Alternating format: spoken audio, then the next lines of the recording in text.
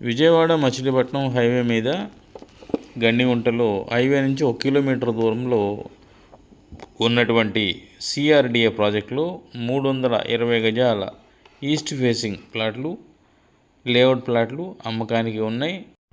ధర గజము 10,000 రూపాయలుగా చెప్తున్నారు. కావలసిన వారు కాల్ చేసి సంప్రదించగలరు. ఈ యొక్క వీడియోలో ప్లాట్లు ఏ విధంగా ఉన్నాయో కూడా చూడొచ్చు. దీనికి ఆనుకునే ఉన్నటువంటి ఒక సిఆర్డిఏ ప్రాజెక్టులో గజము 15,000 రూపాయలు చెప్తున్నారు.